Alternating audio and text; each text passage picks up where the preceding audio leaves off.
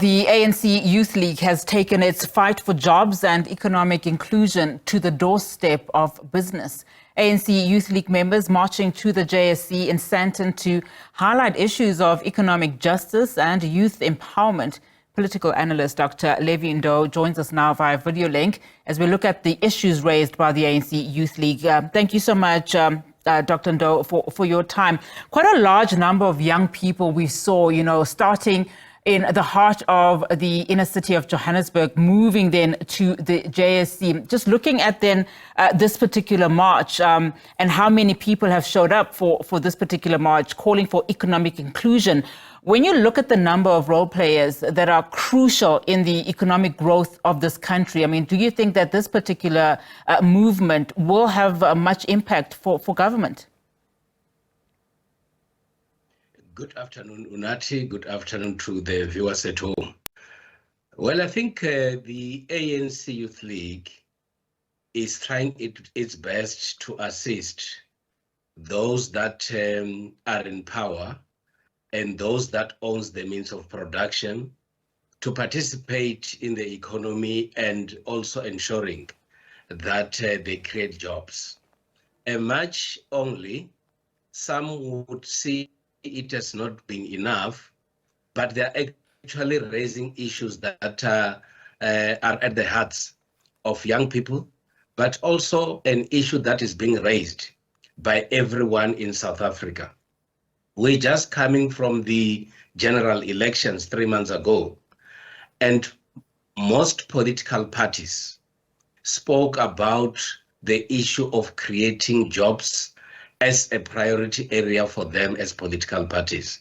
My view is that this march is coming at a time when different ministers are circling and when government appears to be getting to a proper shape.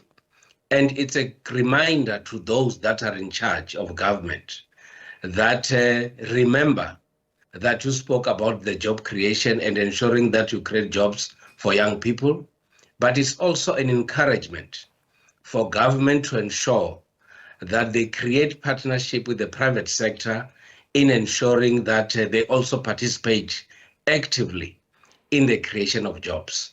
When you see these young people in big numbers, like we observe today, it talks to many factors. First factor will be that these young people could not be having anything to do. They are frustrated where they are, and that's why they came out in big numbers to go and participate in the march. Number two, it talks to the level of unemployment that we have in the country, that young people do not have jobs, and the government has to do something and prioritize the matter of creating jobs. Yeah, especially when you start interrogating these numbers, in Q2 of this year, we're looking at 60.8% of young people between the ages of 15 and 24 who are unemployed and can be employed, of course, and 28.7% of unemployed people between the ages of 35 and 44 years old. So these are large numbers. That is concerning. But just going back to the Youth League and its priorities and where they are at the moment. This is a league that had to really work hard over the last couple of months since its new leadership appointments over a year or so ago. And also, as you rightfully said, since the election. Do you think through this exercise it is trying to cement its relevance within the youth in this country, but also internally perhaps showcasing its mobilization efforts and its leadership efforts within the broader party, especially in this government of national unity? The ANC Youth League has suffered a lot of setbacks. Yeah. They have not been having a functional structure for quite some time. And that has created a situation where some people ended up feeling that maybe the ANC Youth League could be facing its death, or the ANC Youth League could have lost its relevance. My view is that apart from the march that the ANC Youth League could have embarked on, there could be discussions that have taken place within the structures of the ANC and the Youth League raising these kind of issues. Equally, the ANC Youth League has to claim its space in the political space in South African politics. They've always been referred as the Young Lions. They've always been referred as the training ground for the ANC future leaders.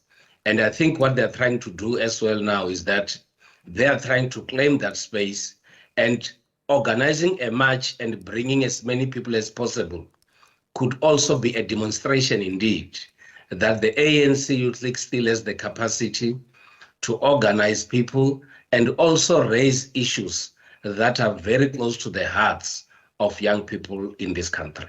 And very quickly, Dr. Ndou, as we wrap up, I want to just get your thoughts on, developments within the MK party just today, releasing, of course, its latest developments in as far as internal structures are concerned.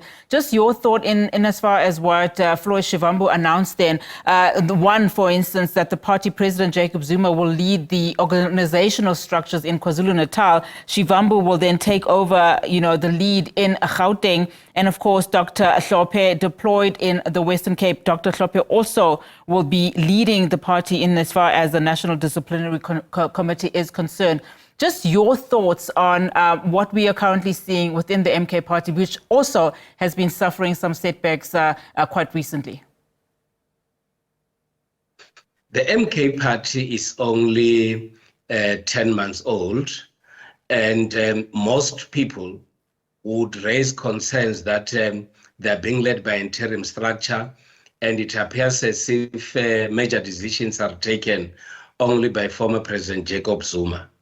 My sense of what is happening with the MK party is that they are trying to do what every political organization would do, to put structures in place to ensure that different departments are created, and they are also occupied by people that, as an organization, they do trust.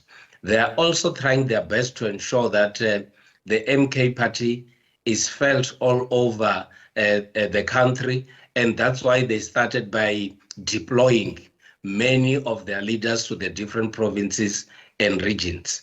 And my view is that they could be trying their best to ensure that everywhere else and in every corner of the Republic of South Africa, the MK party will have to create structures, and these committees that they've set up would be the vehicle to ensure that the life of the MK party is intact, and we can therefore see the programs of the party rolling in every part of the Republic of South Africa. Dr. Ndou, as always, I appreciate your time. Thank you so much for that analysis. Of course, Dr. Ndou, just touching on a number of political stories that we are looking at this afternoon, including, of course, the MK party having its media briefing earlier on. We saw also the DA party also coming out just to reflect on 100 days that, it's been in the GNU. And of course, the ANC Youth League has taken its fight to the doorsteps of business by organizing this march, saying that it is for economic inclusion. That and plenty more that we are following for you this afternoon. And of course, we'll keep you abreast of all of these stories.